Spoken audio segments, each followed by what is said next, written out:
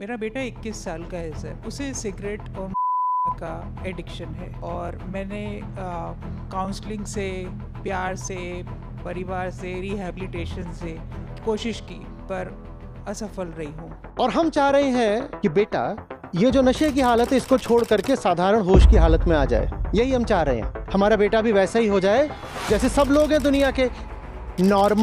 Normal kind of consciousness, उसको हम कहते हैं होश। पर ये जो साधारण होश है, ये इतनी ही प्यारी और आनंदप्रद स्थिति होती तो इतने सारे लोग नशा कर क्यों रहे होते? अगर हमारे होश की स्थिति वाकई बहुत अच्छी है, लाभदायक है, तो कोई नशे में वापस जाएगा क्यों जाएगा? ये जो पैसे की अंधाधुंध दौड़ है, प्लेसमेंट, ये नशा कैसे नहीं है बताओ ना? माँ बच्चों के पीछे लगी हुई है, सेटल कब होगा, तेरी तो जॉब भी लग गई, ये नशा कैसे नहीं है? आपने जो समाज बनाया है उसमें आपके सब आदर्श नेता ये आपको क्या होशमंद लग रहे हैं? पर इन्हें ही हम होश वाला मानते हैं और कहते हैं ऐसा ही बनो क्योंकि ये होश वाले लोग हैं, और उनसे ज्यादा बेहोश कोई होता नहीं। पर हमारे पास न मकसद, न उच्चतम, न हमारा परिवार, न हमारी शिक्षा किसी तरीके के मकसद की, किसी तरह के ऊंचाई की बात करते हैं। और जवानी ऊंचाई मांगती है। उस नशे से अगर बचना है तो एक ही तरीका है। नमस्ते आचार्य जी, मेरा नाम से हूँ सर। पर्सनल क्वेश्चन है मेरे बेटे को लेकर। मेरा बेटा 21 साल का है सर। उसे सिगरेट और का एडिक्शन है और मैंने काउंसलिंग से, प्यार से, परिवार से, रिहैबिलिटेशन से सब कोशिश की पर असफल रही हूँ।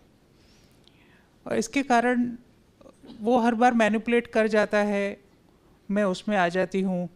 बस यही गाइडेंस चाहिए, मैं इसकी लत कैसे छुड़ाऊँ, उसे सही रास्ते पर कैसे लेकर के आऊँ। देखिए, आप कह रही हैं बेटे को नशे की लत लगी हुई है। सिगरेट, शराब? नहीं, शराब नहीं सर। बेटे को नशे की लत लगी हुई है, लत छुड़वानी है, नशा छुड़वाना है। बैठे। आपके सवाल में एक मान्यता, एक अजम्पशन है कि दो स्थितियां होती हैं और दो ही स्थितियां होती हैं जिनमें से एक स्थिति दूसरे से बेहतर है। और एक स्थिति तो वो है जिसमें बेटा अक्सर चला जाता है, नशे की स्थिति, और दूसरी स्थिति वो है जिसे हम आमतौर पर होश की स्थिति कहते हैं। होश माने क्या? जो आम आदमी की चेतना की साधारण स्थिति होती है उसको हम होश बोल देते हैं, है यही ना? जैसे हम लोग यहाँ सब बैठे हुए हैं तो हम कहेंगे हम होश में बैठे हुए हैं। हम कहेंगे हम यहाँ पर सब बैठे हुए हैं तो हमने थोड़ी कोई नशा कर रखा है, तो हम सब होश में हैं। सड़क पर बाहर आप जाएंगे, लोग चल रहे हैं, आप कहेंगे ये होश की स्थिति है ना? लोग रेस्टोरेंट में बैठे हैं, खाना खा रहे हैं, कोई अपने दफ्तर में काम कर रहा है, कोई अपने दुकान पर माल बेच रहा है, इसको हम कहते हैं कि ये सब होश की स्थिति में हो रहा है, होश की स्थिति में। ठीक है, साथ चल रहे हैं? हम चाहते हैं कि नशे की स्थिति में ना रहे, हम होश की स्थिति में आ जाए। और होश की स्थिति की हमारी परिभाषा है जिस स्थिति में आम आदमी की चेतना आमतौर पर रहती है, वो होश है। उसे हम होश कहते हैं, उसे हम होश कहते हैं। और उस चेतना से हट करके जब कोई इंटॉक्सिकेंट मादक द्रव्य ले लेता है तो हम कहते हैं कि ये जो है ये नशा है, ये बेहोशी है। दुनिया भर में इतनी बड़ी समस्या है ये नशा, हर तरीके से समस्या है। अर्थशास्त्री बोलते हैं इससे जीडीपी का नुकसान होता है, समाजशास्त्री बोलते हैं इससे समाज में दरार पड़ती है, परिवार खराब होते हैं, सड़कों पे दुर्घटनाएं होती हैं, जितने तरीके के नुकसान गिनाए जा सकते हैं गिना दीजिए। लेकिन फिर भी बहुत बहुत सारे लोग हैं जो साधारण होश की अपेक्षा नशे को बेहतर मानते हैं। क्यों? बहुत बहुत सारे लोग हैं जो साधारण होश की अपेक्षा नशे को बेहतर मानते हैं। क्यों? और हम चाह रहे हैं कि बेटा ये जो नशे की हालत है इसको छोड़ करके साधारण होश की हालत में आ जाए। यही हम चाह रहे हैं, यही चाह रहे हैं ना? हमारा बेटा भी वैसा ही हो जाए जैसे सब लोग हैं दुनिया के। नॉर्मल काइंड ऑफ कॉन्शियसनेस, उसको हम कहते हैं होश। पर ये जो साधारण होश है, ये इतनी ही प्यारी और आनंदप्रद स्थिति होती तो इतने सारे लोग नशा कर क्यों रहे होते? क्योंकि कोई भी अपने आप को जानते बूझते दुख नहीं देना चाहता। मनुष्य आनंद धर्मा है, सब जीव भी सुख ही चाहते हैं। यहां तक कि पेड़ पौधे भी, अब हम जानते हैं बहुत अच्छे से कि आप उनकी ओर बढ़ें उनको काटने तोड़ने के लिए तो वो भी घबराते हैं। पेड़ पौधे भी, दुख किसी को नहीं चाहिए, सुख सबको ही चाहिए। जब सुख सबको ही चाहिए और अगर साधारण होश की स्थिति बहुत अच्छी ही स्थिति है तो इतने लोग फिर नशा करते क्यों? इसलिए करते हैं क्योंकि जिसको हम साधारण होश बोलते हैं ना, उसमें ही खोट है।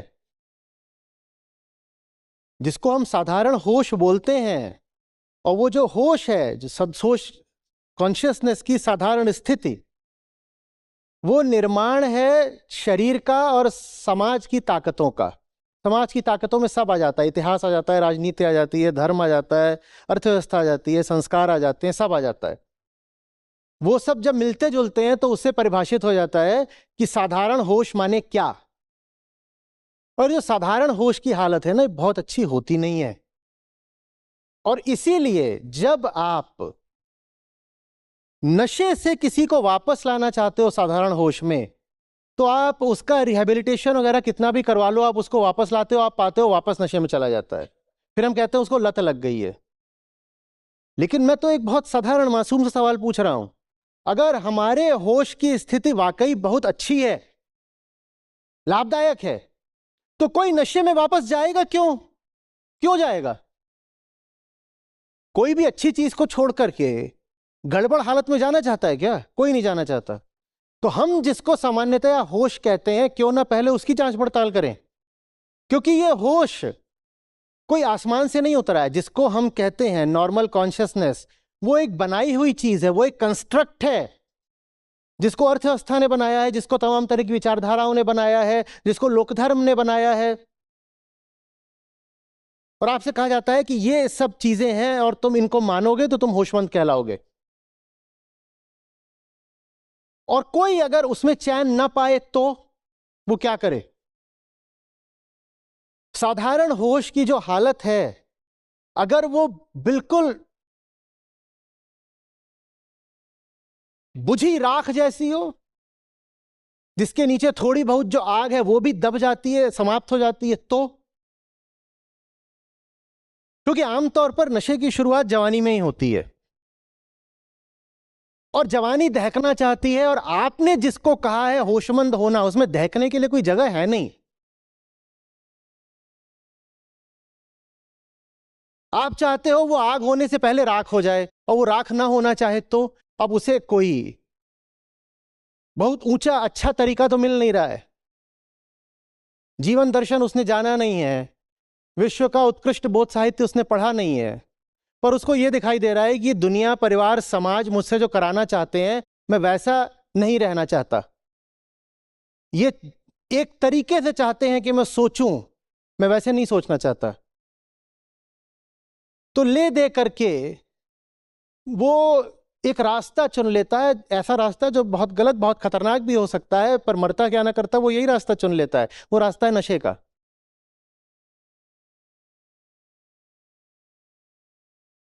जो हमारी साधारण स्थिति है होश की, चेतना की, कॉन्शियसनेस की, अगर वो वाकई बहुत आकर्षक होती तो कोई नशे की ओर नहीं जाता। पहले हमें ये देखना होगा ना कि हमने हमने अपनी दुनिया रची कैसी है एक नए बच्चे के लिए जो कुछ सालों में युवा हो जाता है। क्योंकि कोई बच्चा नशा करता वो तो नहीं पैदा होता कि पैदा हुआ और फू। जरूर उसके जीवन के अनुभव ही होते हैं जो उससे कहते हैं वैसे तो नहीं रहना है जैसे सब लोग रहते हैं। वो कहता है कि अगर ये सब होशमंद है मेरे आसपास वाले तो बेहोशी बेहतर है, मैं बेहोश होना पसंद करूंगा। आपने अपने की बात करी, आपको मालूम है पहले उसका इस्तेमाल किस लिए होता था? वो एक पेन किलर के तौर पे इस्तेमाल की जाती थी। कुछ समझ में आ रही है बात? जब सर्जरी करनी होती थी और एनेस्थीसिया वगैरह बहुत विकसित नहीं हुए थे, तो इसी का इस्तेमाल होता था पेन किलर के तौर पर। समझो बात को। ये हमने समाज बना कैसा रखा है? इसमें एक जवान आदमी करे क्या? वो चमकना चाहता है, वो उठना चाहता है, वो बढ़ना चाहता है, और हम उसको देते हैं दमन, हम उसको देते हैं दमन। वो करे क्या?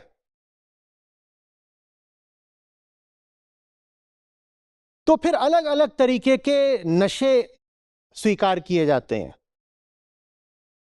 और जो लोग मादक द्रव्यों का नशा कर लेते हैं उनको तो हम कह देते हैं नशेड़ी। पर जो दूसरे तरीके के नशे कर लेते हैं वो अपने आप को इज्जतदारी बोलते रहते हैं, नशेड़ी सब हैं।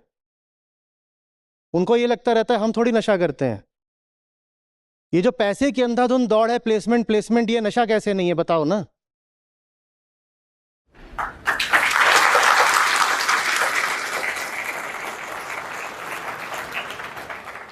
माँ बच्चों के पीछे लगी हुई है, सेटल कब होगा, सेटल कब होगा, तेरी तो जॉब भी लग गई, ये नशा कैसे नहीं है?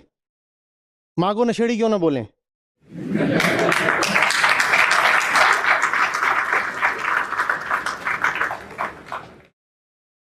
और एक बार उसने शादी कर ली तो उसके पीछे लगी हुई है, अब बच्चा बच्चा बच्चा। भाई कोई बहकी बहकी बात करे तो यही तो कहते हो नशे में है। ये सब बहकी बहकी बातें नहीं है क्या? आपने जो समाज बनाया है उसमें आपके सब आदर्श नेता, ये आपको क्या होशमंद लग रहे हैं? पर इन्हें ही हम होश वाला मानते हैं और कहते हैं ऐसा ही बनो क्योंकि ये होश वाले लोग हैं, और उनसे ज्यादा बेहोश कोई होता नहीं। आप इलेक्शन मैनिफेस्टो पढ़िए, चुनाव आता है, इलेक्शन मैनिफेस्टो रहते हैं, किसी इलेक्शन मैनिफेस्टो में क्लाइमेट चेंज का नाम नहीं है, और हम कहते हैं ये बड़े बड़े नेता हैं, उन्हीं में से सब आपके विधायक बनेंगे, सांसद बनेंगे, फिर मंत्री बनेंगे, मुख्यमंत्री बनेंगे, प्रधानमंत्री बनेंगे, और ये क्लाइमेट चेंज का नाम नहीं ले रहे। इससे बड़ी कोई बेहोशी हो सकती है? हो सकती है? तो जो साधारण होश की अवस्था है ना, वो है ही इतनी गड़बड़ कि उससे बचने के लिए हर आदमी कोई ना कोई नशा करता है। उस नशे से अगर बचना है तो एक ही तरीका है, ये जो साधारण होश है इसको ही बदल डालो, इसको ही बदल डालो। नहीं तो जिंदगी जीने के लिए आपको कोई ना कोई खुराफात पालनी पड़ेगी, सबने पाल रखी होती है। कोई कहता है पैसा बहुत आ गया है, अब मैं जा रहा हूं, मैं विश्व भ्रमण करूंगा। विश्व भ्रमण करके क्या कर रहे हो? कुछ सीख रहे हो? किसी का कल्याण कर रहे हो? जहां जा रहे हो वहां प्रेम बरसा रहे हो? न कुछ सीख रहे हो, न जहां जा रहे हो वहां के लोगों को ही लाभ दे रहे हो, तो तुम ये कर क्या रहे हो? ये भी एक तरह का नशा है। कोई कहता है एक के बाद एक फैक्ट्रीज डालूंगा, कोई सीरियल एंटरप्रेन्योर बन जाता है। क्यों कर रहे हो ये सब कुछ? वो ये सब कुछ इसलिए कर रहा है ताकि जिसको हम आम जिंदगी कहते हैं उससे बच सके। तो ये आम जिंदगी हमने इतनी घटिया चीज बनाई ही क्यों है कि इससे बचना पड़े बार बार? बोलो तो। ये जो फिल्में देखने भागते हो, ये जो एंडलेस स्क्रॉलिंग करते हो, ये नशा नहीं है क्या? और ये नशा क्यों करते हो? क्योंकि आप बोलते हो कि real life is better than real life. तो रियल लाइफ हमारी इतनी बेकार है ही क्यों कि हमें रियल लाइफ में घुसना पड़ता है? अगर हम दुनिया ऐसी कर पाए जहां एक जवान आदमी को अपनी ऊर्जा को सही जगह लगाने का भरपूर मौका मिले, उसे जीवन के साथ प्रयोग करने की छूट मिले, तो उसके पास समय ही नहीं होगा, ऊर्जा ही नहीं होगी कि वो फालतू जा करके शराब और बाकी तरह के नशे करे, उसे जरूरत ही नहीं लगेगी। पर जब आप उसको बांध दोगे, रोक दोगे, तो बिल्कुल हो सकता है कि वो परिवार का दिल रखने के लिए शराब का नशा ना करे, पर फिर वो कोई और नशा कर लेगा। और जो वो कोई दूसरा नशा करता है तो आप बोलते हो मेरा बेटा बड़ा इज्जतदार है। हम भी इज्जतदार है, हमारे घराने का है ना, हमारे घराने का है। किसी किसी को तो इज्जत का ही नशा होता है, उनको बड़ा अच्छा लगता है जहां जा रहे हैं वहां सब जगह से इज्जत मिल रही है। किसी किसी को अपने ख्यालों का, अपने विचारों, अपनी मान्यताओं का नशा होता है। उसको लगता है कि उसके बाद assumptions नहीं है, ट्रुथ है, और उनके ट्रुथ पे जरा सी चोट पड़े तो तिलमिला उठते हैं, बोलते हैं "ना, ये नशेड़ी की निशानी है, जरा सी चोट पड़ी नहीं कि तिलमिला गए। बात समझ रहे हो? जिंदगी साफ सुथरी अगर जी जाए तो फिर उसमें किसी प्रकार की अतिरिक्त उत्तेजना की जरूरत नहीं पड़ती है। नशा क्या होता है कि जिंदगी पर्याप्त नहीं है, मुझे कुछ और चाहिए। जिंदगी पर्याप्त नहीं है तो ऐसी जिंदगी तुमने जीने का फैसला क्यों किया? अब जब हम कहते हैं हमें उत्तेजना चाहिए तो उत्तेजना के लिए शब्द क्या होता है अंग्रेजी में? Thrill and adventure, right? रोमांच, उत्तेजना हमें चाहिए। और कितने लोग हैं जो थ्रिल और एडवेंचर के लिए जाते हैं, पहाड़ों पर कोई चढ़ रहा है, कोई कह रहा है मैंने फलाना रिस्क उठाया, मैं ये कर रहा हूं, मैंने खतरनाक ट्रैक करी, मैंने ऐसी हाइकिंग करी। तुम्हें अतिरिक्त खतरे क्यों उठाने पड़ रहे हैं? तुम्हारी जिंदगी ऐसी क्यों नहीं है कि उसमें कदम कदम पर खतरा हो? क्योंकि तुम झूठ को चुनौती दे रहे हो, और जो झूठ को और बंधनों को चुनौती देता है उसे अतिरिक्त खतरे नहीं उठाने पड़ते। उसकी जिंदगी अपने आप में खतरा बन जाती है, बहुत थ्रिलिंग, बहुत एडवेंचरस हो जाती है। पर जिंदगी तो हम सिखाते हैं अपने बच्चों को कि रुई के फाहे में सुरक्षित होकर जीना। और जब एक जवान आदमी को तुम कॉटन वुल में लपेट करके जीना सिखाते हो तो फिर कहां से उसके पास रोमांच होगा? और जवानी तो रोमांच मांगती है, खतरा मांगती है। तो फिर कहेगा चलो यही रोमांच कर लेते हैं, एक नई ड्रग बाजार में आई है उसको ट्राई करते हैं।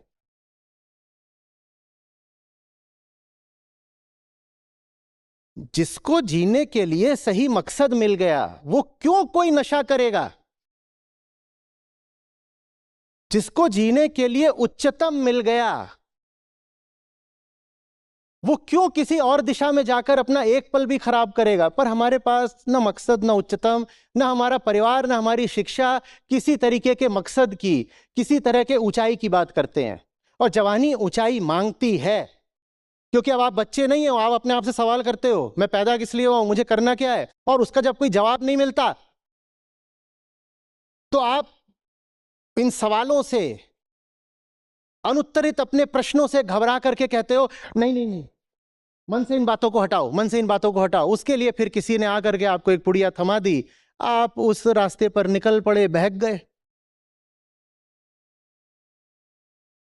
नशे की समस्या का सस्ता समाधान यह है कि मादक द्रव्यों की आपूर्ति बंद कर दीजिए, जो कि होनी चाहिए।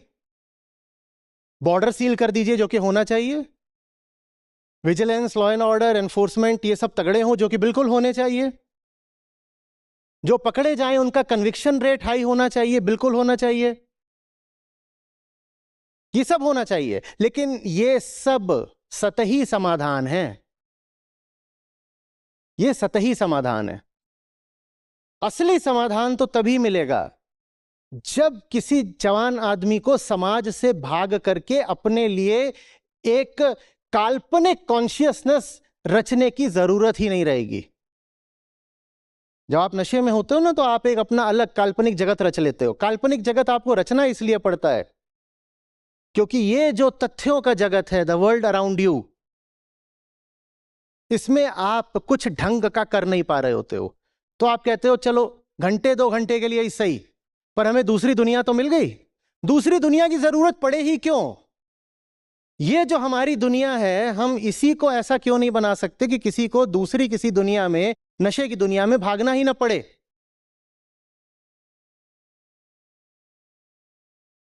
हम उच्चतम की बात कर रहे थे। संतों ऋषियों ने मालूम है क्या कहा है नशे को लेकर? उनको किसी नशे की जरूरत नहीं। कहते हैं हमें राम खुमारी चढ़ी हुई है, कहते हैं राम का नशा, माने उच्चतम की बात।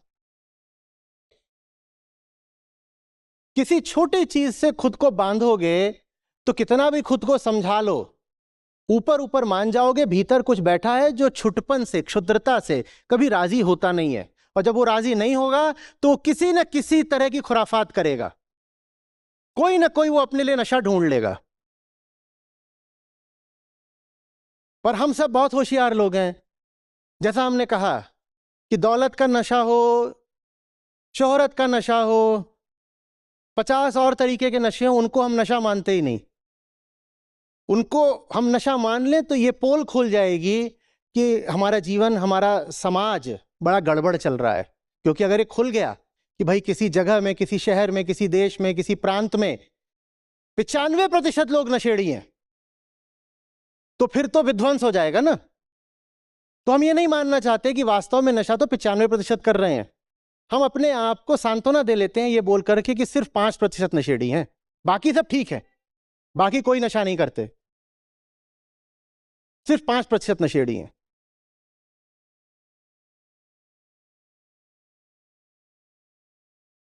संत कबीर कहते हैं, जो सर से ना उतरे माया कहिए सोए। जिसके दिमाग में अगर कोई चीज चढ़ के बैठ रही है उसको भी माया ही मानो, माने नशा ही मानो।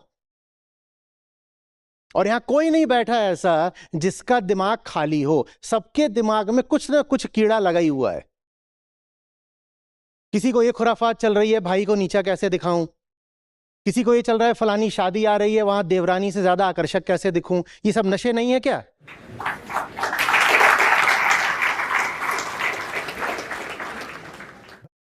भाई नशे की क्या निशानी होती है? दिमाग बिल्कुल, क्या बोलते हो, आउट हो गया। और जिसके दिमाग में उटपटांग चल ही रही है, चल ही रही है, उसका दिमाग आउट नहीं हुआ है क्या? भले ही उसने ना या कोई और नशा ना करा हो। बोलिए, ऑफिस पॉलिटिक्स में किस तरीके से मैं गुप्ता हूं खन्ना का पत्ता कैसे काटना है, और वो दिन रात इसी खुरपेंच में लगा हुआ है कि खन्ना का पत्ता कैसे काट दूं। और ज्ञानियों ने हमसे कहा है, माया माया सब कहें, माया लखे न कोय, जो सर से ना उतरे माया कहिए सोए। दिमाग में बहुत कोई छोटी पेटी क्षुद्र चीज लगातार चल रही है, वो नशा कैसे नहीं है? हाँ, वो नशा ऐसा नहीं है जो रोड एक्सीडेंट करा दे। वो नशा ऐसा भी नहीं है जो आपकी किडनी खराब कर देगा या कि आपका आपका आपका दिमाग खराब कर देगा। वो नशा ऐसा नहीं, पर नशा तो है। भले ही वो आपको शारीरिक रूप से बहुत क्षति नहीं देता, पर नशा तो है। और ये कहना भी पूरी तरह ठीक नहीं कि शारीरिक रूप से क्षति नहीं देता। दिमाग में उल्टी पुल्टी धारणाएं, कल्पनाएं, अंधविश्वास बना के जो हम चलते रहते हैं, उससे उल्टी पुल्टी चिंताएं भी तो होती हैं। और जो चिंताएं होती हैं वही फिर क्या रक्तचाप और मधुमेह का कारण नहीं बनती? तो शरीर हर तरह के नशे से खराब होता है। ये जो होती हैं कार्डियक डिजीजेस, ये तो अब हम जानते हैं, सर्वविदित है कि लाइफस्टाइल डिजीजेस होती हैं। आप बैठे हुए हैं, आप बैठे हुए हैं और बैठे बैठे आप सोच रहे हैं लड़की की शादी करनी है, दहेज कहाँ से जुगाड़ना है, सरकारी नौकरी किसकी लग गई, कब निकलने वाला है यूपीएससी का रिजल्ट, वहाँ के लड़कों को जा करके मैं कैसे फंसाऊंगा, ये क्या करना है, वो और ये सब आप कर रहे हैं। आपका बीपी बढ़ता जा रहा है, बढ़ता जा रहा है। हम क्यों ना माने कि अभी आप बैठ के नशा ही कर रहे हो, बस बोतल दिखाई नहीं दे रही है।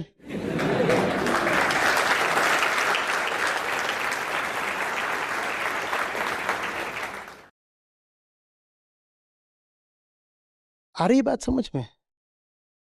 बिल्कुल हम उसको रिहैबिलिटेशन के द्वारा अपनी ये साधारण होश की दुनिया में वापस ला सकते हैं। पर बहुत संभावना होगी कि वो दोबारा जाकर के किसी मादक पदार्थ का सेवन शुरू कर देगा। आप अगर देखेंगे आंकड़े तो ज्यादातर यही होता है। तो फिर इसीलिए रिहैबिलिटेशन सेंटर्स का भी खूब चलता है। वो एक बार किसी को ठीक करके छोड़ते हैं और 6 महीने फिर आ जाता है, फिर छोड़ो फिर आ जाएगा। और जितनी बार वो लौट लौट के आता है ना, उतनी बार वहां उसके रुकने रहने की अवधि बढ़ती जाती है। लोग ऐसे भी होते हैं 6 महीने 8 महीने साल भर रिहेबिलिटेशन चल रहा है उनका, और उसमें फिर पैसा भी खूब देते हैं। जिंदगी को ही एक जबरदस्त रोमांच बना लो। ये सब छोटे मोटे नशे भूल जाओगे, याद ही नहीं रहेगा, याद ही नहीं रहेगा।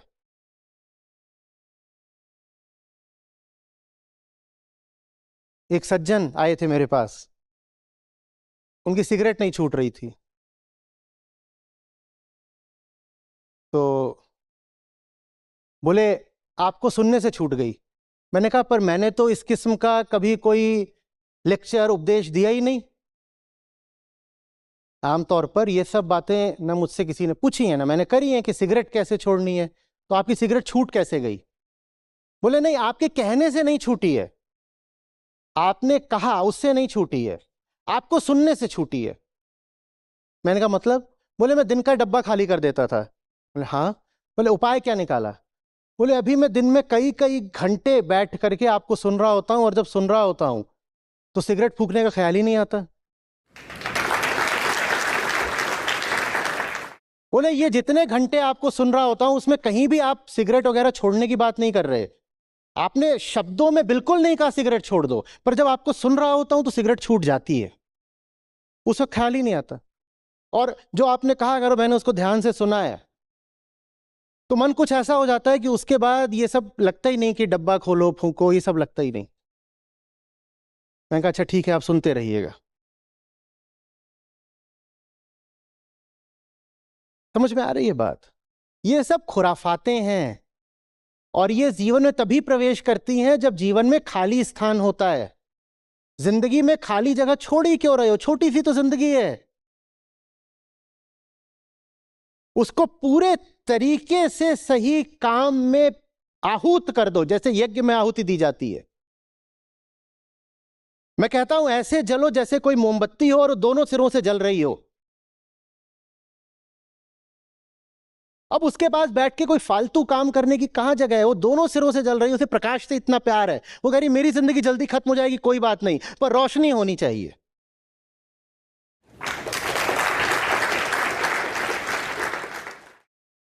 अब तुम थोड़ी कहोगे कि काम धंधा बंद करो, अब 2 घंटे यारों के साथ बोतल खोलने का समय आ गया है। तुम्हारा काम ही तुम्हारा यार है, बोतल वगैरह सब छूट जाती है, क्या करना है? और आपने कोशिश करके नहीं छोड़ा, वो छूट गई।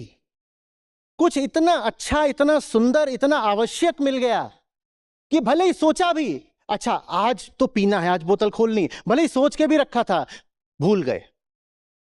क्या पीना छूट गया? नहीं, भूल गए। भूल गए।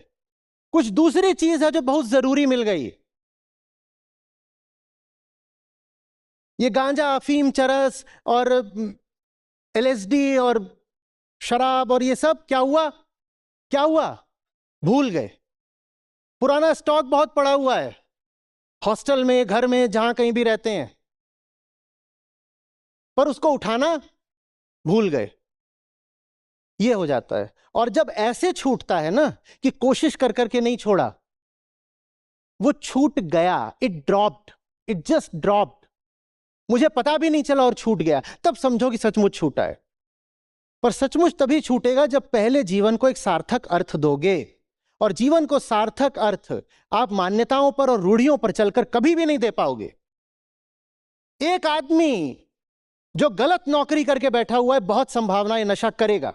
एक आदमी जो गलत शादी करके बैठा हुआ है, बहुत संभावना ये नशा करेगा। समझ में आ रही है बात? एक जवान आदमी जो ऐसे घर में है जहां लगातार उस पर दबाव बनाया जा रहा है, नहीं नहीं नहीं तू ये पढ़ाई मत कर, तू वो वाला कोर्स कर, उसमें प्लेसमेंट पैकेज वगैरह बेहतर लगता है, बहुत संभावना ये नशा करेगा।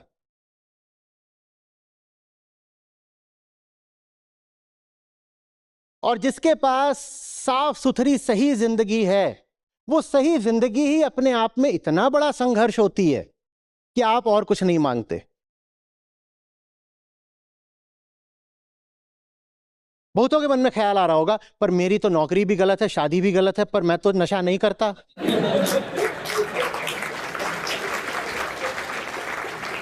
तो हमने कहा था ना कि नशा सिर्फ वही थोड़ी होता है जो मुंह से किया जाए। 100 तरह के नशे होते हैं, आप दूसरे तरह का नशा करते होंगे, आप इज्जतदार नशा करते होंगे। पर जो सुबह से शाम तक ऐसी जिंदगी जी रहा है जिसमें सच्चाई का गला घोंटा जा रहा है, वो उस जिंदगी को बर्दाश्त कैसे करेगा? उसे उस जिंदगी से थोड़ी देर के लिए, टेम्पोरेरीली हटने के लिए कोई ना कोई नशा चाहिए होता है, तो फिर वो करता है।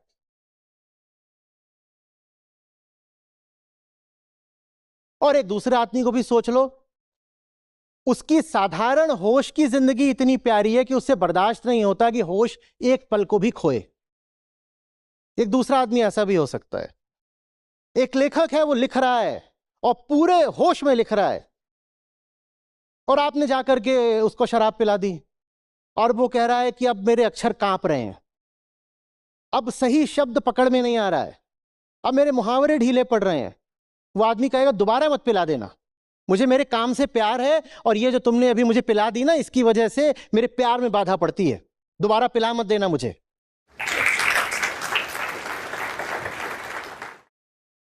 हमारे पास क्या कुछ ऐसा है जिससे हमें इतना प्यार हो कि उससे हम 2 मिनट भी हटने को तैयार ना हो? हमारे पास आमतौर पे ऐसा कुछ होता नहीं। हो सकता है, पर व्यवस्था, रूढ़ियां, परंपरा, दूसरों की अपेक्षाएं और अपनी अंधता, इनके चलते हम उसको दबा देते हैं।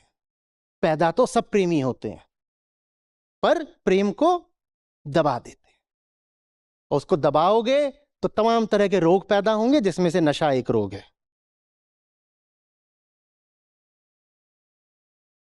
समझ में आ रही है बात? मैं बहुत जोर दे करके आप लोगों से बोलना चाहता हूं, क्योंकि बहुत जल्दी आपकी जिंदगी में ये दोनों चीजें आने वाली हैं, नौकरी और परिवार दोनों। और ये दोनों नशे के सबसे बड़े कारण हैं।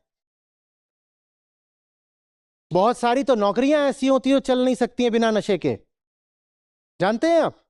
वहां पियो पिलाओ नहीं तो डील्स नहीं होती। वहां अगर पियो पिलाओ नहीं तो डील्स नहीं होती। लेविश कॉर्पोरेट पार्टीज होती हैं इन्वेस्टमेंट बैंकिंग वगैरह में, और वहां आप बोल दो आई एम अ टीटोटलर, मैं कर ही नहीं सकता चीयर्स, तो आपसे बात ही नहीं करेगा कोई। बहुत लोग सिर्फ पैसे के लिए ऐसे अपने बॉस वगैरह को बर्दाश्त करते हैं कि भीतर से घायल हो जाते हैं, और फिर वो कहते हैं गम गलत करने के लिए थोड़ी पी लेते हैं। और परिवार का तो कहना ही क्या, गलत लड़की मिल गई, गलत लड़का मिल गया, नौकरी से तो फिर भी जल्दी से आप इस्तीफा दे सकते हो, शादी से थोड़ी इस्तीफा दे दोगे जल्दी। भारत में तो पता भी चल जाए कि शादी बिल्कुल गलत हो गई है तो संबंध विच्छेद को मानते हैं महापाप। माने एक गलती कर दी है अगर, तो उसको जिंदगी भर ढो भी। और लड़कियों के लिए तो और मुश्किल है, सिर्फ यही नहीं होता कि शादी हो गई है, अगर गर्भ हो गया और फिर बच्चा हो गया तो मामला पूरा ही इरिवर्सिबल हो गया। और ये सब आपकी जिंदगी में अब आएगा अगले कुछ सालों में। तो इसलिए मैं आपसे बहुत जोर देकर बोलना चाहता हूं, गलत चुनाव मत कर लेना। छोटी मोटी गलतियां सुधारी जा सकती हैं, पलटी जा सकती हैं, वो गलतियां मत कर लेना जो फिर सुधारने में बड़ी महंगी हो।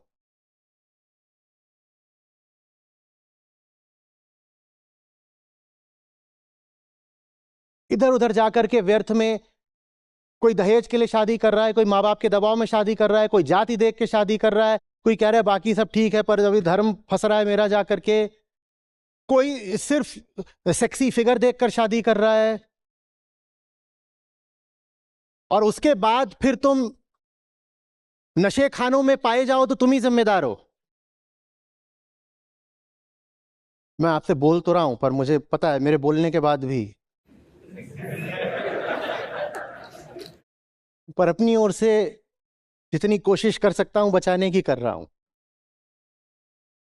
कोशिश तो 20 साल से कर रहा हूं, 22-24 साल से कर रहा हूं, और यह भी देखा है कि जिनको बचाने की कोशिश की थी वो मेरी आंखों के सामने ही कैसे बर्बाद हुए। तो इसीलिए हर बीतते साल के साथ और ज्यादा जोर लगाकर, दृढ़ता से, इंटेंसिटी से कोशिश करता हूं। हालांकि नतीजा ज्यादातर यही निकलता है, पर शायद कुछ लोग बच जाते होंगे। मैं अपने आप को क्यों इतना हतोत्साहित करूं? क्या पता 2-4 बच जाएं, क्या पता।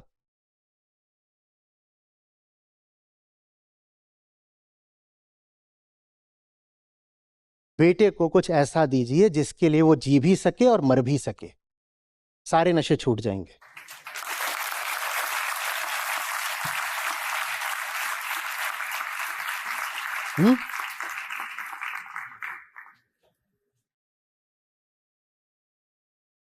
और आप न दे पा रहे हो तो कम से कम उसे मौका दीजिए कि वो खुद खोजे, न दबाव डालिए, न हड़बड़ी करिए, ठीक है?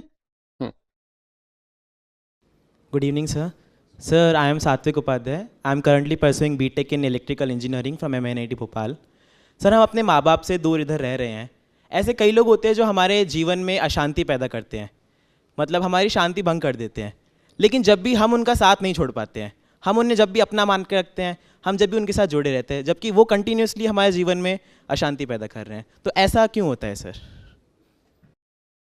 सवाल है कि बहुत लोग होते हैं जो जीवन को अशांत कर देते हैं, लेकिन फिर भी हम उनका साथ तो छोड़ नहीं पाते। तो ऐसा क्यों होता है? तो जिंदगी में लोग होते हैं जिनके साथ पता है कि ये आएंगे तो शांति ही खराब करेंगे, विचलन, विक्षेप, डिस्टरबेंस पैदा करेंगे, पता है, लेकिन उसके बाद भी उन्हें छोड़ नहीं पाते और उन्हें हम बार बार मौका देते रहते हैं कि फिर से आओ। और प्रश्नकर्ता ने डिस्टरबेंस की तो बात करी, पर डी से ही एक और शब्द है जिसको बिल्कुल छुपा गए, डिजायर। आपको शांति से होगा थोड़ा बहुत प्रेम, आपको कामना से बहुत ज्यादा लगाव है। आपने मूल्य शांति की अपेक्षा कामना को दे रखा है। और ये जो आदमी है ना, जो आके आपकी शांति भंग करता है, ये कहीं ना कहीं आपकी कामना पूरी कर रहा है, वरना कोई ऐसे आदमी को जिंदगी में आने नहीं देगा। भाई मुझे पता है कोई मेरा नुकसान करता है, फिर भी मैं उसे बार बार आने देता हूं, तो जरूर कहीं चोरी छुपे, लुक छुप के मैं उससे कुछ फायदा भी पा रहा हूं। नुकसान क्या कर रहा है ये तो मैं प्रकट कर देता हूं, फायदा क्या है ये मैं साफ छुपा गया। फायदा ये कि वो इंसान आपकी कामना पूर्ति का विषय है, और कामना पूर्ति के लिए आपको अपनी शांति बेचनी पड़े तो आप स्वीकार कर लेते हो।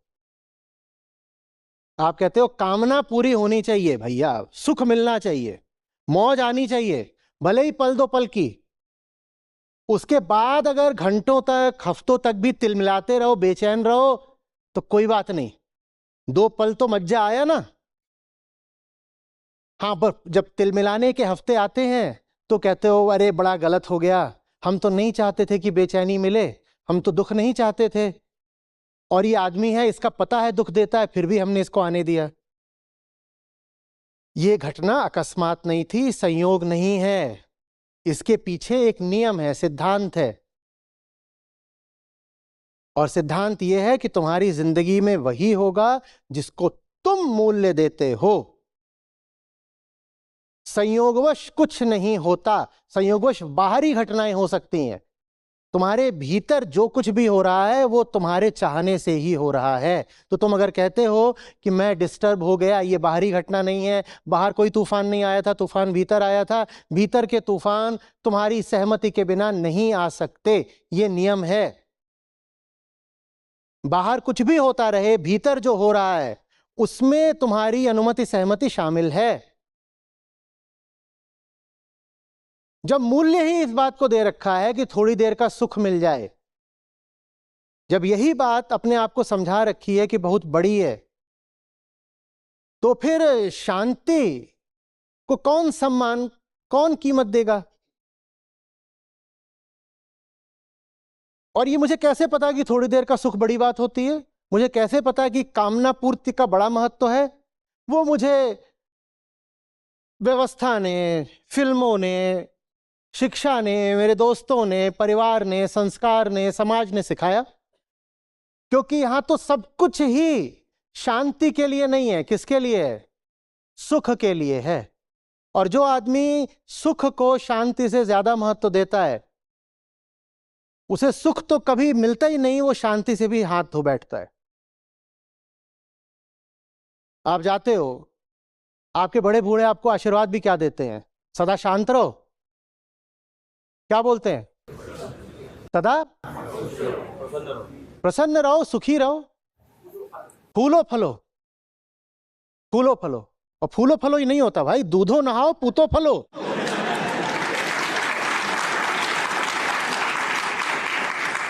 ये हमें शांति का संस्कार दिया जा रहा है क्या?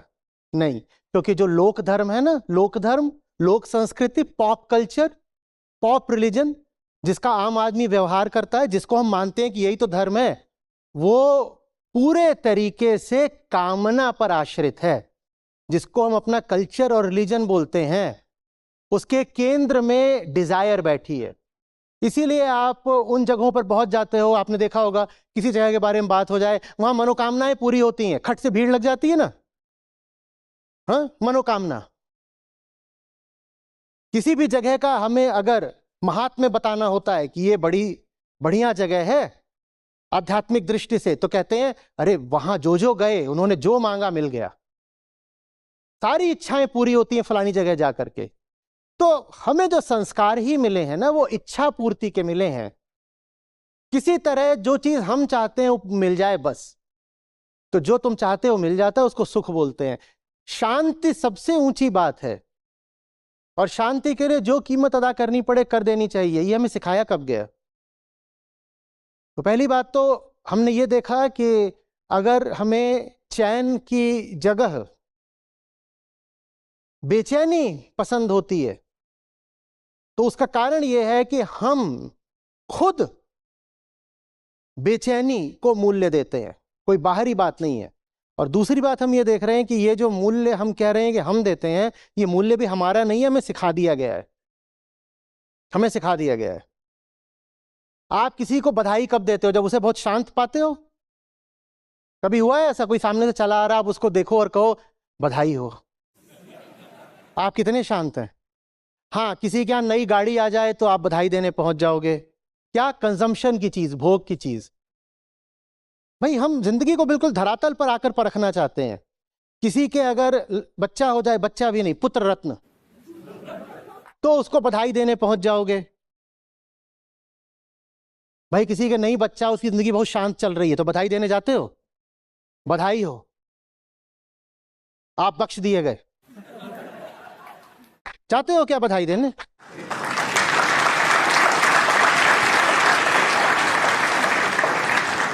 पूरी की पूरी संस्कृति ही कामना पूर्ति और सुख प्राप्ति पर चल रही है। चल रही है कि नहीं चल रही है? पूरी की पूरी संस्कृति। अरे फलाने के घर तो अब सोना बरस रहा है, सोना बरस रहा है। बेटी पैदा हुई है, कौन बोलता है सरस्वती आई है? अगर खुद को सांत्वना देनी भी है तो क्या बोल देते हो? लक्ष्मी आई है। अब क्या करें, हो ही गई पैदा, चाहते तो नहीं थे। मरता क्या ना करता, लक्ष्मी आई है, लक्ष्मी आई है। अरे सरस्वती बोल देते। पर सरस्वती सुख नहीं देती हैं, वो शांति देती हैं। वो शांति देती है ना।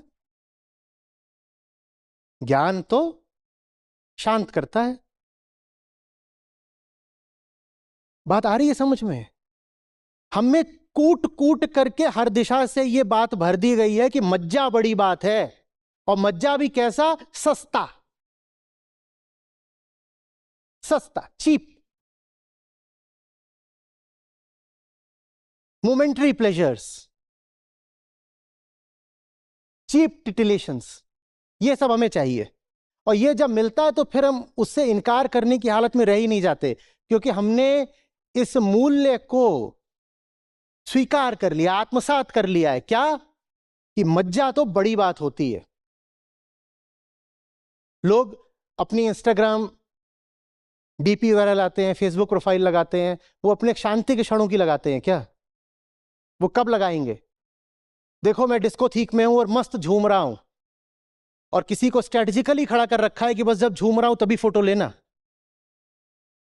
या कि पूरा वीडियो बनवा दिया, उसमें फ्रेम दर फ्रेम देख देख के जिस क्षण में दिखाई दे रहा है कि मदहोशी छा गई है बिल्कुल सुख की, वो आप लगाओगे, और वो लगाते ही न जाने कितनों के दिल बिल्कुल जल उठेंगे कि सारा सुख तो यही लूट ले गया, हम ही रह गए।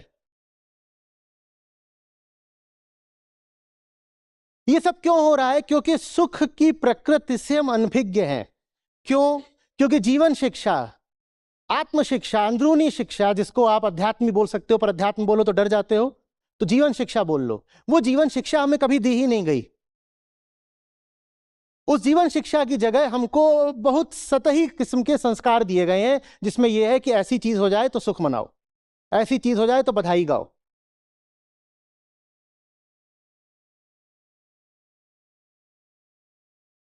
सुख की हमारी चाह ऐसी है कि कोई डायबिटिक भी आ जाए तो बधाई देने के लिए हम उसको मिठाई ही खिला दें। आपके घर कोई आता है और कोई, आप कहते हो खुशी का मौका है, खुशी का, तो आप उसको कोई पोषक स्वास्थ्यवर्धक चीज खिलाते हो क्या? खिलाते तो सड़ेले हलवाई का वो कार्बोहाइड्रेट्स और शुगर से भरा पुलिंदा ही हो, और मरेगा वो जल्दी।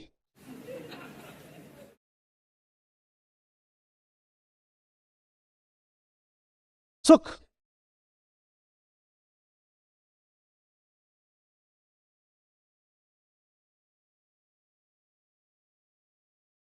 और जिन चीजों में सुख मनाना है वो भी आपने नहीं सोची। सुख शांति से बड़ी बात है, ये भी आपको परवरिश ने, समाज ने, संस्कार ने, संयोग ने बता दिया। और किन बातों में सुख मनाना है ये भी उन्होंने ही बताया है। तो हमारा अपना क्या है? हमारी अपनी सिर्फ निराशा है, बेचैनी है। हमारा अपना बस पछतावा है। ये दुनिया के चलन में रह करके अपनी जिंदगी गवा बैठे, ये पछतावा है हमारा। और इसी पछतावे के साथ एक दिन आग हो जाना है हमको। आपको ये भी कैसे पता कौन सी बात को सुख मानना है? अच्छा बताओ, कौन सी बात को सुख की घटना मानना है आपको ये भी कैसे पता? ये भी दूसरों ने बता दिया है, ये भी दूसरों ने बता दिया है, हमें नहीं पता।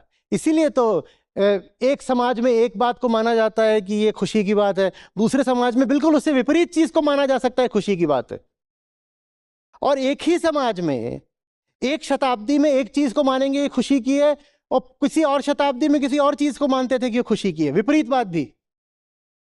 तो सुख किस बात में मनाना है ये भी कोई और तय कर रहा है।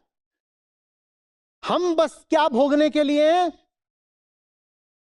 सुख के जाने के बाद जो भग्नावशेष बचते हैं, जो रूइंस हैं, जो आफ्टर पार्टी होता है ना, सुख वाली पार्टी, और उसके बाद वहां पर क्या बचता है? कभी शादी ब्याह का पंडाल देखा है? रात में नहीं, अगले दिन सुबह वहां सब क्या दिखाई दे रहा होता है?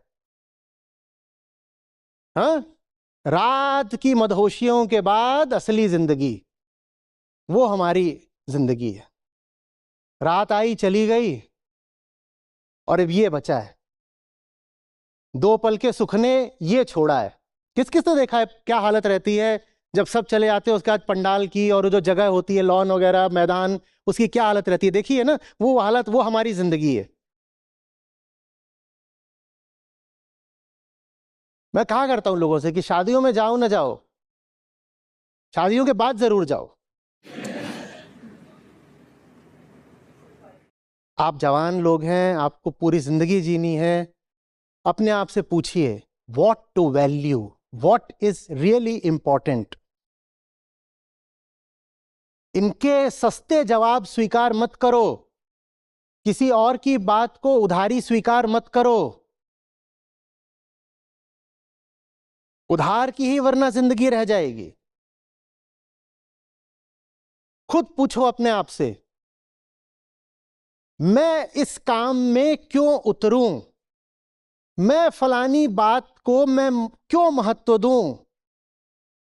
कुछ चल रही है रस्म रवायत, प्रथा, परंपरा, मैं जानना चाहता हूं कि मैं उसका पालन क्यों करूं। यह सवाल जरूरी है। हम कितनी नकली जिंदगी जी रहे हैं, ये सबसे ज्यादा पता है कब चलता है? हमारे सेलिब्रेशंस में, हमारे उत्सवों में।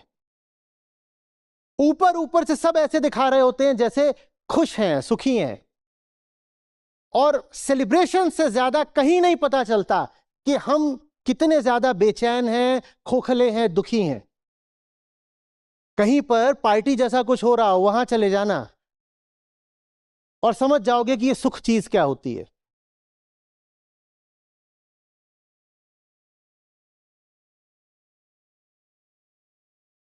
हुआ था मेरे साथ एक बार,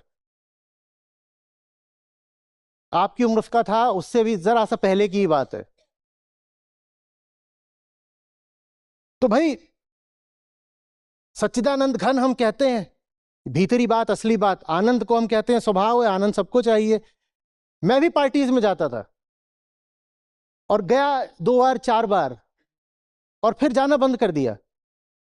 साथ वालों ने कहा कि क्या बात है, तुझे नहीं आना, डोंट यू लव फन।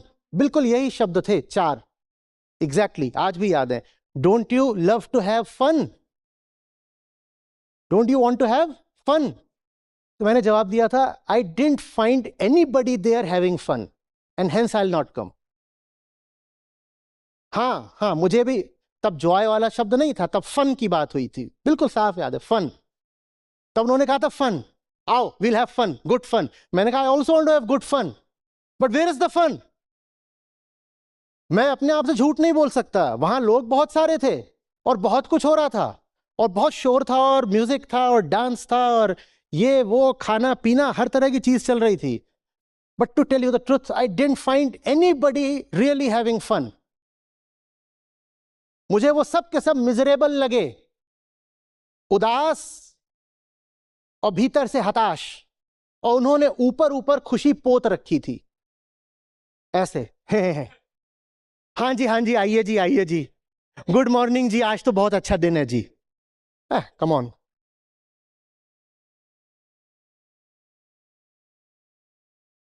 क्या ऐसा ही नहीं है? बोलो, क्या ऐसा ही नहीं है? तो जिंदगी इसलिए थोड़ी है कि ये जो खोखला सुख है इसके पीछे जाते रहो। सुख बुरा नहीं है, पर फिर असली सुख चाहिए, और वो असली सुख असली चीजों में ही मिलता है, असली जिंदगी जी के ही मिलता है।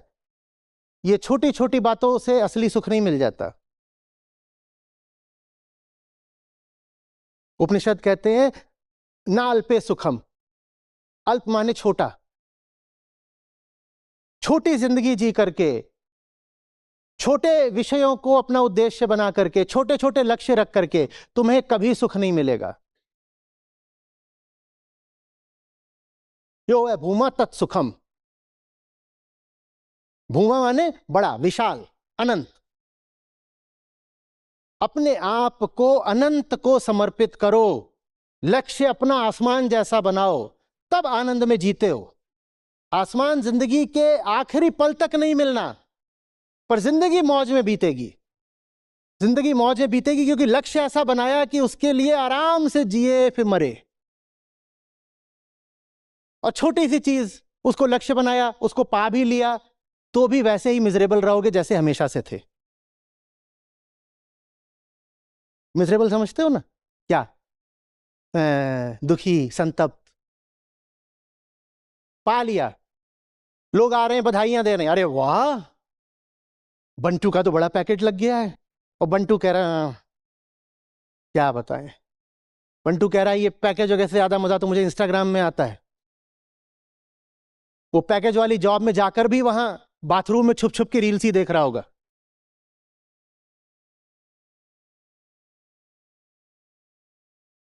आपको पता है ना, ये बहुत बड़ी बड़ी कंपनियां हैं जिन्होंने अब ये करा है कि लेबोरेटरीज में, माने शौचालयों में, वो ब्लॉकर्स लगाते हैं। कौन से ब्लॉकर्स? कि वहां पर नेट नहीं चल सकता।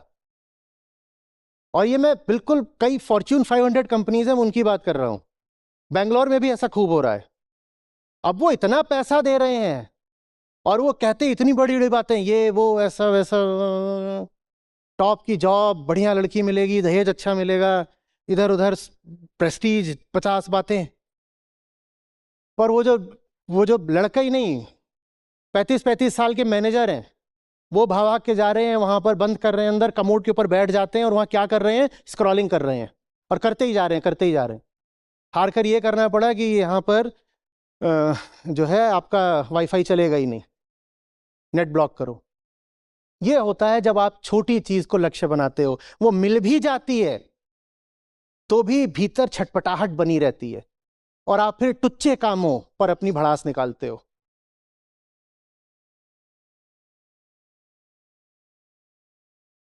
ये सारा जो होता है वर्क प्लेस में, क्या बोलते हैं? Absenteeism, employee dissatisfaction, demotivation.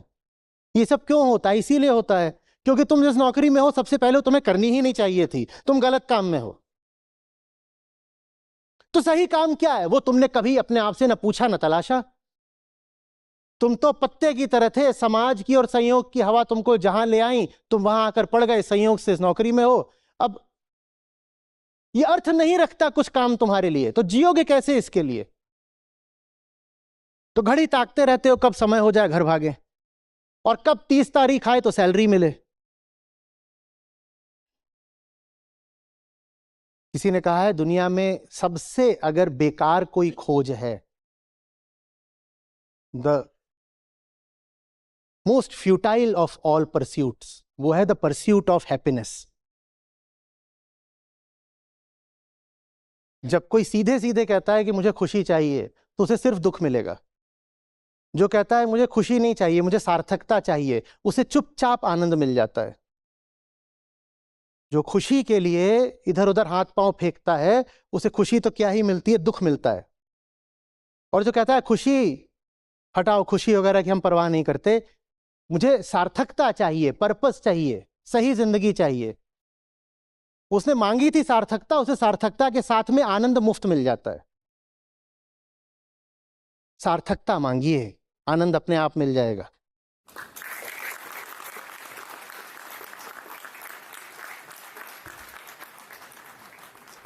नमस्कार आचार्य जी, मेरा क्वेश्चन इसी से रिलेटेड था। जैसे आपने अभी बोला कि गोल्स अपने आसमान को इतना अपन को करना चाहिए, तो जब गोल्स अपने बड़े होते तो उतनी अपनी एक्सपेक्टेशन होती हैं, तो एक्सपेक्टेशन जैसे ही हैं, अगर उस हिसाब से अपन अब वो चीज़ अचीव नहीं कर पा रहे, या फिर उसके लिए अपन डेली उतनी मेहनत नहीं कर पा रहे उस फुल एफिशिएंसी से, तो उससे अपन फ्रस्ट्रेटेड या फिर डिसहार्टन कैसे नहीं हो? और अगर हमें इतना एक्सपेक्ट नहीं करना चाहिए, तो उस लिमिट में कैसे एक्सपेक्ट करें? बेटा, एक्सपेक्टेशन तो अपने हाथ का खिलौना होती है। तुम तय कर सकते हो मुझे इतना करना है, मुझे इतना नहीं करना है। ये बात एक्सपेक्टेशन की नहीं होती है, और बात यूं ही कोई ऊंचा गोल बना लेने की नहीं होती है। वो जो गोल है ना, वो 2 तरह की समझदारी से निकलना चाहिए। 2 काइंड्स ऑफ अवेयरनेस। पहला, मैं कौन हूं, मैं फंसा कहां पर हुआ हूं। और दूसरा, ये काम तो मैं जो भी करूंगा दुनिया में ही करूंगा ना, तो दुनिया की आज की हालत क्या है और दुनिया की जरूरत क्या है। और जब इन दोनों बातों को एक साथ देखते हुए आप एक काम में उतरते हो, तो उसके बाद बात एक्सपेक्टेशन की नहीं, इमर्शन की हो जाती है। क्योंकि मैं काम में यूं ही नहीं उतरा हूं, मैं जानता हूं कि कुछ जरूरी है इसलिए कर रहा हूं। मैं जानता हूं मैं जो काम कर रहा हूं वो आज दुनिया के लिए बहुत जरूरी है, और मैं जानता हूं मैं जो काम कर रहा हूं वो मैं ना करूं तो मैं भी नहीं जी पाऊंगा, मैं इसलिए उसमें उतरा हूं। अब इसमें उम्मीद की या डेडलाइन की या रोज कितना काम करना, ऐसी कोई बात नहीं होती है। आपका कोई बहुत प्यारा दोस्त है, वो अस्पताल में भर्ती है, तो डॉक्टर ने कहा है फलानी चीज़ है, जल्दी से ले आओ, जल्दी से जल्दी ऑपरेशन करना है। तो उसमें आप एक्सपेक्टेशन थोड़ी रखी है कि मैं जाऊंगा आऊंगा तो कम से कम जो एवरेज स्पीड है वो 80 की निकलनी चाहिए, 80 kmph। ये एक्सपेक्टेशन थोड़ी रखोगे। आप तो वास्तव में डैशबोर्ड को, स्पीडोमीटर को देखोगे भी नहीं। जितना आपके बस में होगा आप उतनी तेजी से गाड़ी भगाओगे और उतनी तेजी से वापस लाओगे। बल्कि कोई पूछेगा कि एवरेज स्पीड कितनी रखी, तो आपको पता भी नहीं होगा। जब सही फैसले लिए जाते हैं तो उसमें काम एक्सपेक्टेशन का मुंह देख के नहीं किया जाता, ना अपनी एक्सपेक्टेशन ना दूसरों की। फिर काम उतना हो जाता है जितने की तुम कभी एक्सपेक्टेशन कर भी नहीं सकते थे। असली काम की पहचान ही यही है कि वो तुम्हारे भीतर वो ताकत खड़ी कर देता है जितनी तुम्हें पता ही नहीं थी। छोटा काम करोगे ना तो उसके लिए ताकत भी छोटी ही चाहिए, और छोटे काम करते करते स्वयं से भी हमारी अपेक्षा, उम्मीद, एक्सपेक्टेशन क्या हो जाती है कि मैं तो इतना ही कर सकता हूं। तो एक्सपेक्टेशन रख करके बड़ा काम नहीं किया जाता, बड़ा काम बस किया जाता है और फिर तुम के देखते हो कि बाप रे बाप, मैं इतना कर गया, इतना तो मैं कभी कर भी नहीं सकता था, ये मैंने इतना किया है। तुम खुद हैरान रह जाओगे कि मुझसे इतना कैसे हो गया। अगर मैं अपने लिए कोई लक्ष्य, टारगेट, गोल, डेडलाइन बनाता, मैं तो भी इतना ना कर पाता। जितना मैं सोचता हूं कि करने के काबिल हूं, मैंने उससे कहीं ज्यादा कर दिया। और वो हो गया क्योंकि जरूरी था। काम वो करो जो तुम्हारी समझ से निकला हो, काम वो करो जो दुनिया के लिए जरूरी हो। उसके बाद घंटे गिन के काम नहीं करोगे, उसके बाद अपनी थकान देखकर काम नहीं करोगे, उसके बाद काम जिंदगी बन जाता है। और ऊंची चीज तुम्हें मिले उसके लिए जरूरी है पहले कि तुम ये स्वीकार तो करो कि ऊंचे संघर्षों में उतरना है। अर्जुन इतने दिनों से थे श्री कृष्ण के पास, कृष्ण उनके दोस्त की तरह रहते थे, संबंधी भी हैं और सखा भी हैं, रहते थे। कृष्ण मिले हुए थे अर्जुन को, गीता नहीं मिली अर्जुन को। गीता तभी मिली जब अर्जुन ने सबसे भयानक युद्ध में उतरना स्वीकार किया, तब मिलती है गीता। जो बात अर्जुन को पता चली वो कभी नहीं पता चलती अगर अर्जुन युद्ध से भाग गए होते।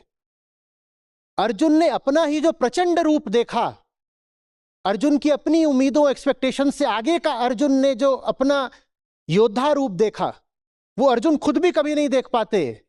गीता को अर्जुन कभी नहीं पाते अगर अर्जुन ने महाभारत का युद्ध स्वीकार नहीं किया होता और अर्जुन भागने को तैयार हो रहे थे। तो पहले जीवन में बड़े संघर्षों को आने तो दो। छोटी मोटी सुरक्षित जिंदगी जियोगे तो तुम्हें लगेगा कि तुम्हारी काबिलियत भी छोटी मोटी ही है। तुम्हारी बहुत बहुत बड़ी काबिलियत है, पर वो काबिलियत सक्रिय नहीं होगी, एक्टिवेट नहीं होगी अगर तुम जिंदगी में बड़ी चुनौती आने ही नहीं दोगे। अब तय कर रखा है जिंदगी में कि मच्छर ही मारने हैं, और बहुत लोग जिंदगी में सिर्फ मच्छर ही मारते हैं। और भीतर तुम्हारे एक टैंक बैठा हुआ है, तो उस टैंक का तुम्हें कभी पता लगेगा भी? क्योंकि मच्छर मारने के लिए टैंक की तो जरूरत होती नहीं ना। तो टैंक तुम्हारे भीतर पड़ा रह जाएगा जंग खाता हुआ, और तुम कभी जान नहीं पाओगे कि कितनी ताकत तुम्हारे भीतर थी, क्योंकि तुमने चुना ही है कि जिंदगी में मच्छर मारने। बड़ा संघर्ष चुनो तो तुम्हें भी अचंभा हो जाएगा, मेरे पास टैंक भी है। हाँ, टैंक है तुम्हारे पास, पर वो तुमको उपलब्ध तभी होगा जब तुम पहले उतना बड़ा दुश्मन अपने सामने पाओगे। और हमारा यह है कि बड़ा दुश्मन हो तो हम लौट जाते हैं, चाटुकारिता करने लग जाते हैं, चरणवंदना करते हैं, कहते हैं इतना इनके पास बल है, इनसे पंगे थोड़े ही लेंगे। किसी के पास कितना भी बल हो, तुम्हारे पास उससे ज्यादा बल है, पर वो बल तुम्हें दिखाई नहीं देगा।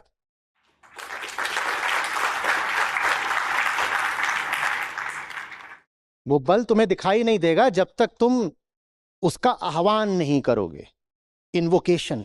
और वो इन्वोकेशन सिर्फ एक तरीके से होता है। ये मत देखो कि मेरी काबिलियत क्या है, ये मत देखो कि मैं खुद से कितनी उम्मीद रख सकता हूं, कितनी एक्सपेक्टेशन। कहो सही है तो करना पड़ेगा, सही है तो करना पड़ेगा। अब सर फूटे, माथा फूटे, तकलीफें आए, जूझना पड़े, दुनिया रूठे, सही है तो करना पड़ेगा। और जब करना शुरू करते हो तो पता चलता है, अरे ये तो होने भी लग गया, मैं ये कर सकता था, मुझे तो पता भी नहीं था। वो करके ही पता चला कि कर सकता हूं।